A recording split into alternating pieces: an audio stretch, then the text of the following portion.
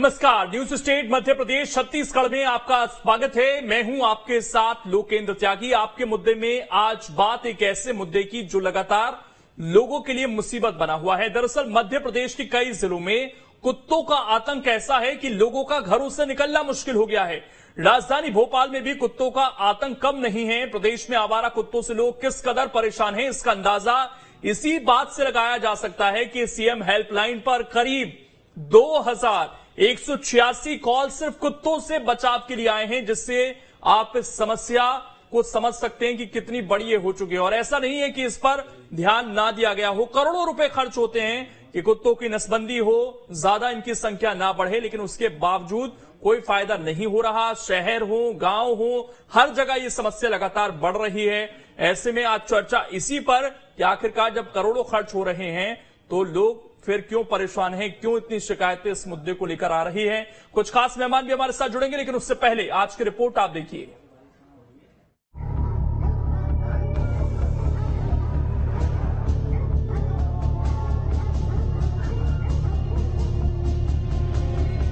इंसानों के वफादार अब खूंखार होते जा रहे हैं।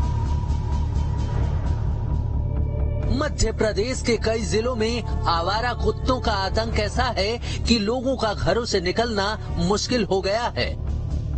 राजधानी भोपाल की ही बात करें तो यहाँ आवारा कुत्तों का आतंक ऐसा है कि लोगों के लिए पैदल चलना बड़ी चुनौती बन गई है। आवारा कुत्तों से लोग इस कदर परेशान हैं कि जनवरी से लेकर अब तक सीएम हेल्पलाइन पर करीब 2186 कॉल सिर्फ कुत्तों से बचाव के लिए आई हैं। आंकड़ों पर नजर डालें तो 1 जनवरी को भोपाल में मासूम बच्ची को कुत्तों ने नोच लिया था। 3 साल की मासूम गुड्डी का 1 महीने तक इलाज चला था। 10 फरवरी को भारतीय निकेतन कॉलोनी में मजदूर को कुत्तों ने काट लिया था। 6 फरवरी को वर्धमान ग्रीन पार्क में कुत्तों ने कई लोगों को काट लिया था। 27 फरवरी को प्रभात चौराहा पर कुत्तों ने मासूम पर हमला किया। 23 अप्रैल को चौकसी नगर इलाके में आवारा कुत्तों ने 8 लोगों को काट लिया था। 17 अगस्त को बांसखेड़ी कोलार में मासूम बच्ची को कुत्ते ने नोच लिया था। राजधानी भोपाल में आवारा कुत्तों का आतंक इतना है कि दिन प्रतिदिन डॉग बाइटिंग के मामले बढ़ते ही जा रहे हैं।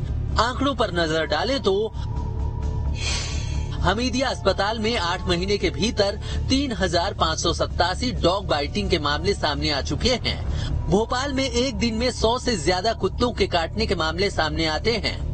आवारा कुत्ते ज्यादातर बच्चों और बुजुर्गों को शिकार बनाते हैं। राजधानी भोपाल में कुत्तों की आबादी करीब 1.5 लाख है। साल भर में सिर्फ 8591 आवारा कुत्तों की ही नसबंदी हुई है। 9 साल में कुत्तों की नसबंदी पर करीब 9 करोड़ रुपए खर्च हो चुके हैं। करोड़ों खर्च के बावजूद भी करीब 1,37,000 कुत्तों की ही नसबंदी हो पाई। नसबंदी के बावजूद कुत्तों की संख्या तेजी से बढ़ रही है। कुल मिलाकर देखा जाए तो करोड़ों खर्च होने के बावजूद भी प्रदेश में कुत्तों का आतंक कम होने का नाम नहीं ले रहा है। ऐसे में बड़ा सवाल यही है कि आखिर आवारा कुत्तों की दहशत को लोगों में कैसे कम किया जाए ताकि लोग कुत्तों से महफूज महसूस कर सके। Team news state. और चर्चा करने के लिए 4 खास मेहमान इस वक्त हमारे साथ जुड़ गए हैं। सबसे पहले परिचय करा देता हूं। डॉक्टर सत्यप्रकाश शर्मा जी हैं, वरिष्ठ पत्रकार हैं। प्रतिष्ठा मिश्रा जी हैं, एनिमल एक्टिविस्ट हैं। डॉक्टर अभय प्रताप सिंह हैं, बीजेपी के नेता हैं। और अपराजिता पांडे जी हैं, प्रवक्ता हैं कांग्रेस की। आप सभी का बहुत बहुत स्वागत है। अभय प्रताप जी, इस मामले को लेकर शायद उतने संजीदा लोग नहीं होते हैं, सरकारें भी शायद ध्यान नहीं देती हैं, लेकिन 2186 कॉल्स आए हैं सर अकेले इस मामले को लेकर। कितने परेशान है लोग, आप समझ सकते हैं। देखिए, इस मामले को लेकर काफी कदम उठाए गए हैं। एबीसी सेंटर भी बनाए गए, नसबंदी के प्रोग्राम भी चलाए गए, एनजीओ के माध्यम से भी चलाए गए, लेकिन उसके उतने परिणाम नहीं मिले हैं। अभी भी सरकार अपने 150 का प्रतिदिन के लक्ष्य लेकर नसबंदी का प्रोग्राम चला रही है। कहीं न कहीं बड़ी समस्या है जिस पर सरकार लगातार चिंतित है और काम भी कर रही है। और अब भेल हो, भोपाल का अगर आप बात कर लें तो भेल, बैरागढ़ हो, जहांगीराबाद हो, इस तरह 3-4 स्थानों पर भी तय किए गए थे जहां एबीसी सेंटर बनाए जाएंगे। लेकिन लगातार ये जो शिकायतें आ रही है ये भी गंभीर है। टीवी का ऑडियो अगर आपका खुला है तो सर बंद कर लीजिएगा। मैं ये दरख्वास्त करूंगा। हमारे साथ आपको बता दें कि एनिमल एक्टिविस्ट प्रतिष्ठा मिश्रा जी भी जुड़ी हुई हैं। प्रतिष्ठा जी, हमेशा डॉग्स को लेकर एक सॉफ्ट दिल रहता है लोगों का, मदद भी करते हैं लोग, कई जो स्ट्रीट डॉग्स होते हैं कई उनका पालन पोषण भी करते हैं, लेकिन जब इनको लेकर शिकायतें आने लगें तो किस तरीके से देखा जाए? सरकार करोड़ों रुपए खर्च कर देती है, एनजीओ के माध्यम से कोशिश ये की जाती है कि इनकी संख्या को रोका जाए, लेकिन गांव शहर कहीं ऐसी जगह नहीं है जहां पर इनकी संख्या ना बढ़ी हो। सुबह को मॉर्निंग वॉक करना चाहते हैं लोग, डर लगता है कई बार। अस्पतालों में हमने तस्वीरें देखी हैं कि कुत्ते अंदर तक पहुंच गए हैं। सोसाइटीज में जो पालतू कुत्ते हैं वो भी अब तो खतरनाक हो रहे हैं। कई वीडियोस हमने हालिया पूरे देश भर में देखे हैं। हाँ जी सर, मैं आपसे बस ये एक सवाल पूछना चाहती हूँ कि जिस तरीके से आपने अभी थोड़ी देर पहले एक डेटा दिखाया जिसमें इतने केसेस डॉग बाइट के या डॉग अटैक के आए, let me just tell you as an advocate and an animal activist, there are more than 10 lakh cases registered under Prevention for Cruelty and Animals Act, जहां पे human beings के द्वारा animals को acid attack, अभी recently Rajasthan में एक कुत्ते को रोड में रोप से बांध के, रस्सी से बांध के अपनी कार से ड्रैग किया गया। ये वाले जो केसेस होते हैं, कुछ दिनों पहले एक एसिड डाल के जानवर को मार डाला गया। एक हाथी को जब तेलंगाना में मार दिया गया था तब तो लोगों को बड़ा उसके ऊपर दया आई थी, लेकिन आए दिन एनिमल्स को फीड करने के बजाय उनको जहर देके मार दिया जाता है। केरल में हर रोज अभी 15,000 कुत्तों का कुछ साल में उन लोगों ने रोड में सिर्फ जहर देके मारा है। तो I just want to ask a question कि क्या ये जो बेस है, हमारा जो ह्यूमन नेचर है, हम अपने आप को किस तरीके से जस्टिफाइड कर सकते हैं जब हम उनके अगेंस्ट ऐसा क्राइम करते हैं? और रही बात एनिमल्स की ह्यूमन बींग्स पर अटैक करने की, तो let me tell you one thing as an animal activist and as an experience कि बहुत रेयरेस्ट ऑफ द रेयर ऐसा केस होता है जहां पे किसी एनिमल द्वारा अटैक होते हैं। यूजुअली ऐसा देखा गया है कि उन एनिमल्स को इतने जबरदस्ती परेशान किया जाता है, पीछे पड़ के, उनके ऊपर गाड़ी चढ़ा के, उन्हें डरा के, कि जब तक वो अपने ऊपर एक डर या डेंजर फील नहीं करते तब तक वो अटैक नहीं करते। बट फिर भी अगर ऐसा देखा कि किसी लेपर्ड ने या किसी ऐसे बड़े एनिमल ने किसी पे अटैक किया है, तो आप उस लेपर्ड को नसबंदी कराना या उसको मरवाना हमारे नगर निगम या बाकी जगहों पे होता है। अगर आप नसबंदी की बात भी करते हैं तो नसबंदी जिस तरीके से होती है, जैसे उनका कान काटा जाता है फॉर अ मार्किंग, सबसे बड़ी बात है पूरा पैसा खा लिया जाता है। हम ये बात बहुत क्लियरली और बहुत ओपनली बता रहे हैं। उसके ऊपर से जब उनको कुत्तों को पकड़ा जाता है, बिना एनेस्थीसिया दिए उनके प्राइवेट पार्ट को डायरेक्ट कट करके फेविक्विक से चिपका दिया जाता है। तो ये जो ह्यूमन बींग्स और ये जो उनकी टेंडेंसी है, चाहे वो करप्शन हो, चाहे वो ग्रीड हो, तो इसी चाहे को तो बैलेंस किसी बनाना तरीके है का ना क्रोध। प्रतिष्ठा जी, यही तो बैलेंस बनाना है कि ना इंसानों पर अटैक हो ना जानवरों पर अटैक हो। ये सर, बैलेंस बनाने के लिए ये ह्यूमन डिबेट बींग्स है। जी सर, तो नसबंदी कराने का एक रेगुलेशन जरूरी है, ना कि जानवरों को इस तरीके से मारना जो हम, क्योंकि आपके द्वारा, सोशल मीडिया के द्वारा एक इंसान पे हुआ क्रूअल्टी तो पूरे वर्ल्ड वाइड हो जाता है। नहीं, हम दिखाते लेकिन हैं हर कुत्तों को रोज लेकर भी। आप देखी होंगी जो अनेकों वीडियोस आते हैं वो न्यूज चैनल्स के माध्यम से भी दिखाए जाते हैं। कहीं अगर एसिड अटैक का आपने जिक्र किया, हालिया घटना हमने दिखाई है, मध्य प्रदेश में ही सामने आई है, तो ऐसी खबरें भी दिखाई जाती हैं। लेकिन सवाल इस चीज को लेकर है कि बैलेंस बनना चाहिए। ये बैलेंस कैसे बनेगा? इसमें दिक्कत कहां रही? अगर आप सवाल उठा रही हैं इस चीज को लेकर, यानी कि शासन प्रशासन अपना काम ठीक से नहीं कर रहा, अगर नसबंदी का आप जिक्र कर रही हैं तो। सर, तो जानवरों के लिए कोई भी शेल्टर क्यों नहीं है हमारे शहर में? शेल्टर्स नहीं होते, सबसे बड़ी बात है। नगर निगम और म्यूनिसिपैलिटी को ये काम क्यों दिया जाता है? ये एनिमल एक्टिविस्ट को क्या काम क्यों नहीं दिया जाता? बहुत बार तक हम अप्रोच करते हैं पर हमें वो नहीं मिलता। और एक ऐसे लोगों के द्वारा जो लोग उस चीज को सिर्फ डेटा में चलाते हैं, जैसे आपको फॉर एग्जांपल एनिमल एम्बुलेंस भी चलती है, लेकिन ये सिर्फ बुक्स में चलती है। रियल लाइफ में आपने कभी एक एनिमल एम्बुलेंस ज्यादा नहीं देखी होगी। ना ही हर शहर को एक एनिमल शेल्टर की जरूरत है जहां पे अबैंडन्ड एनिमल्स को, एक्सीडेंटल एनिमल्स को रखना चाहिए। उनकी नसबंदी हम रेगुलेट करेंगे, तो उस रेगुलेशन को हम क्यों नहीं मेंटेन कर सकते? नगर निगम द्वारा इतनी क्रूअल्टी से उनको पकड़ना, उन्हें मार डालना और उनको रीलोकेट कर देना, उन्हें ऐसी अबैंडन जगहों पे छोड़ दिया जाता है जहां पे वो भूख प्यास से मर जाते हैं।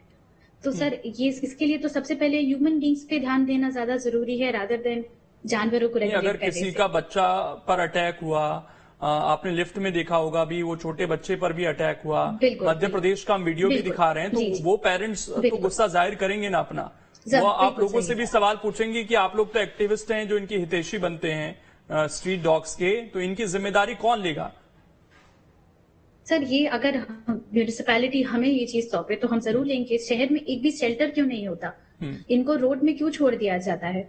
इनको रेगुलेशन के लिए मारना, जैसे केरल में मार दिया गया उनकी गवर्नमेंट के द्वारा, क्या ये सही है कि पॉइजन दे देना? और सर, एक ये सिर्फ म्यूनिसिपैलिटी की बात नहीं है, ऐसे कितने केसेस होते हैं क्योंकि जानवर अपनी बात नहीं कह सकते, जानवर जाके पुलिस स्टेशन में एफआईआर नहीं करा सकते, तो उनको जहर दे दिया जाता है, उन्हें लकड़ियों से बारिश में मार दिया जाता है, मार डाला जाता है, इतना बुरा, यहाँ तक कि उनको लटका दिया जाता है। ठीक, ये ठीक, हमारी इस पर मैं एक रिएक्शन ले लेता हूं अभय जी आपसे, उसके बाद मैं और मेहमानों के पास जाऊंगा। अभय जी, जो काम है वो ठीक से नहीं हो रहा है, ये सीधे सीधे आरोप लग रहा है।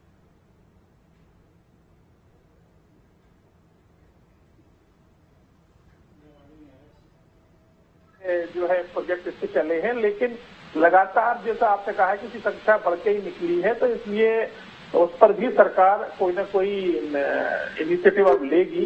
लेकिन निश्चित तौर पर जो एबीसी शेल्टर बन रहे हैं उसमें जब शिफ्ट होंगे और नसबंदी वगैरह हो जाएगी तब इसमें राहत मिलेगी। और पालतू जो हमारे कुत्ते हैं उनका भी रजिस्ट्रेशन, लाइसेंस वगैरह का सिस्टम भी नगर निगम ने कर रखा है। पूरी तरह से काम तो पूरी दिशा में हो रहा है, लेकिन पूरी रूल्स हैं अभी, लेकिन धरातल पर कुछ नहीं है। और ये शायद डिबेट में सभी बैठे लोग इस चीज से बखूबी वाकिफ हैं। सत्यप्रकाश जी, ये दिक्कत तो बढ़ती जा रही है सर, लेकिन इसमें एनिमल जो एक्टिविस्ट हैं उनका भी अपना पक्ष है कि भाई क्रुएल्टी तो इनके साथ भी होती है, उसको लेकर कोई आवाज बुलंद नहीं करता। इंसानों के साथ होती है तो वो सबको दिखता है। हालांकि वीडियोस तो दोनों तरह के आते हैं, अगर कहीं जानवर के साथ कुछ होता है तो वो भी दिखाया जाता है, उसी संवेदनशीलता के साथ दिखाया जाता है। जी जी, देखिए लोकेन जी, मानव का और कुत्तों का आदिकाल से रिश्ता बहुत प्रगाढ़ रहा है। चाहे हम शास्त्रों में देखें, भारतीय जो फिलॉसफी है उसमें ये सब चीज देखने को मिलती है। किसी जंगल में अगर हिरण की मात्रा अधिक हो जाएगी तो घास कहां से आएगा? इसी प्रकार से जो हिरणों को खाने वाले जानवर हैं, एनिमल्स हैं, अगर वो ज्यादा बढ़ जाएंगे तो हिरण कम पड़ जाएंगे। तो देखिए हो क्या रहा है, इनबैलेंस हो रहा है। ये जो शहरों में या जो स्ट्रीट डॉग्स हैं, इनकी संख्या बहुत तेजी से बढ़ रही है। हालांकि जो प्रोग्राम नसबंदी का सभी सरकारों द्वारा लिए गए हैं, लेकिन वो कारगर साबित नहीं हो रहे हैं। ये केवल वाकई सही बात है, ये म्यूनिसिपैलिटी या नगर निगम का ही काम है। जैसा कि एनिमल एक्टिविस्ट ने ये चीज कही, उनकी चिंता वाजिब है, लेकिन उनकी चिंता सिर्फ केवल ये नहीं कि कन्फ्लिक्ट जो हो रहा है उसको कैसे रोका जाए, उस पर एक बड़े केस स्टडी की जरूरत है कि दोनों के बीच में, मानव और कुत्तों के बीच में ये जो स्थितियां निर्मित हो रही हैं, चाहे मानव उनको मार रहे हो या मानव को वो काट रहे हैं। जैसे कि आपके चैनल्स पे मैंने कुछ दिन पहले आपने दिल्ली का एक बड़ा अच्छा रिपोर्ट दिखाई थी, जिसमें थर-थर रोंगटे कांप गए।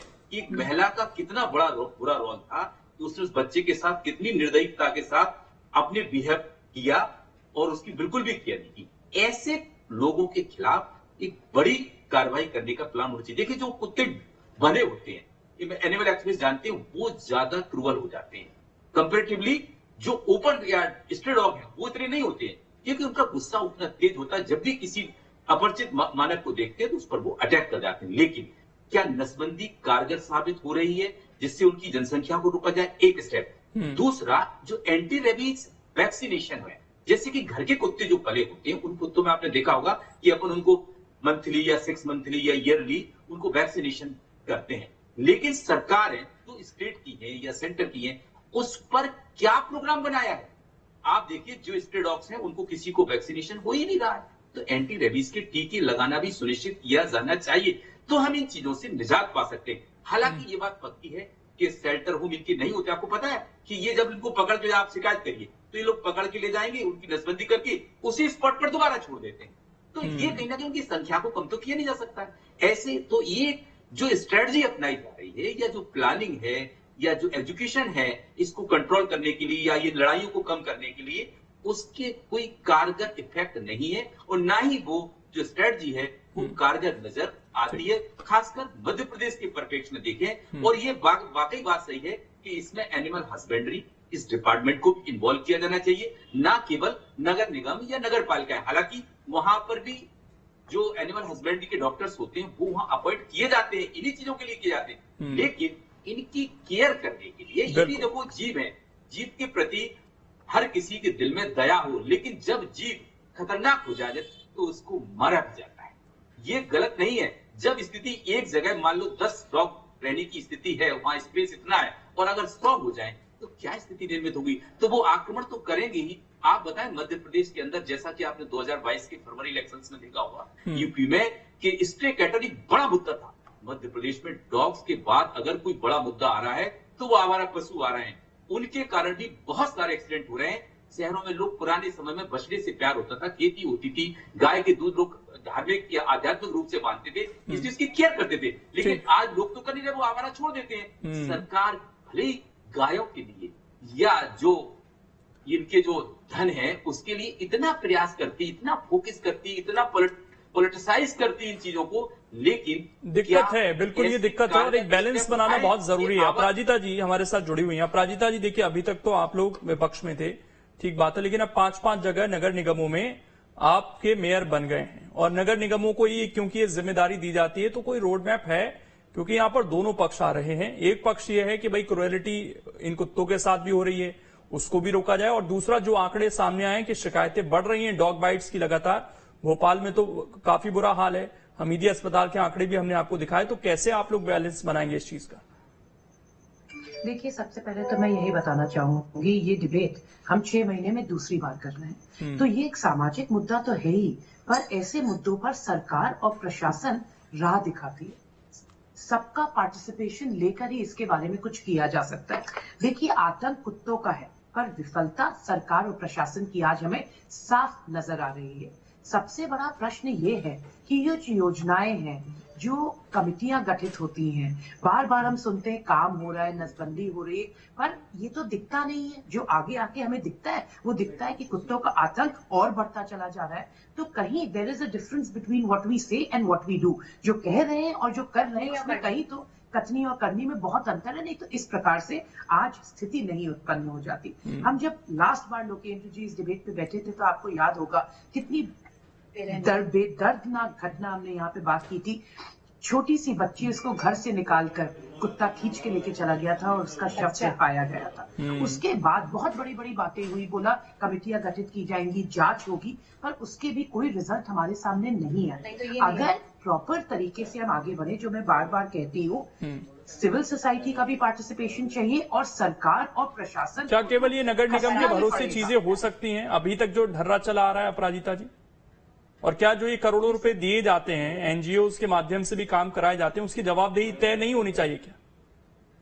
देखिए, वही मैं कहती हूँ, जवाबदेही हमेशा तय होनी चाहिए। और ये देखिए, एक सामाजिक मुद्दा भी है। सरकार और प्रशासन राह दिखाए और लोग आगे बढ़ के उसके साथ पार्टिसिपेट भी करें। लोगों को भी आगे बढ़कर उसमें सरकार और प्रशासन का साथ देना होगा। ऐसा नहीं है, अगर इच्छा शक्ति दिखाई जाए तो इस पे कंट्रोल लाया जा सकता है, पर वही बातें हैं कि अकाउंटेबिलिटी होनी चाहिए। जब नसबंदी होती है तो आतंक बढ़ता कैसे चला जा रहा है। तो मेरी खुद की यही ओपिनियन है और मैं जाके इस बारे में बात भी करूंगी भोपाल में मेयर से, वो इससे भी बात करेंगे कि क्या प्रॉब्लम है, क्योंकि जहां हम रहते हैं सब लोग इस प्रॉब्लम से आज जूझ रहे हैं, इस समस्या से जूझ रहे हैं। तो इसका निवारण तो सरकार और प्रशासन को करना पड़ेगा और जवाबदेही तो तय करनी पड़ेगी। आपने जो कहा, कांग्रेस पार्टी के जहां जहां इलेक्ट हुए हैं इस बार, वहां पे हम लोगों ने यही रोड मैप बनाया है कि इतने टाइम में, इतने स्केड्यूल टाइम में हो जाना चाहिए, नहीं तो जवाबदेही तय की जाएगी और उन सबकी रिपोर्ट मांगी जाएगी। और उसके साथ ही साथ हमने बाहर जाके ये भी मांगा है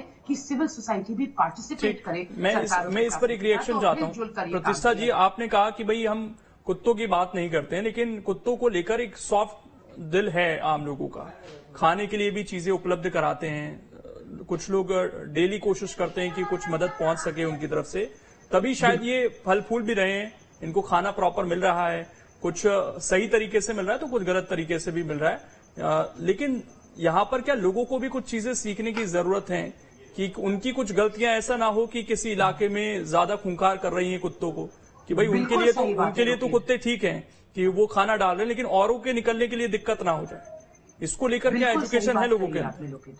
बिल्कुल सही बात कही आपने लोकेन्द्र जी। बल्कि इस प्रॉब्लम से हम खुद भोपाल में अपनी कॉलोनीज में जूझ रहे हैं। इसमें मैं अपराजिता जी इस पर प्रतिष्ठा जी से एक रिएक्शन लेता हूँ जल्दी से जी। प्रतिष्ठा जी।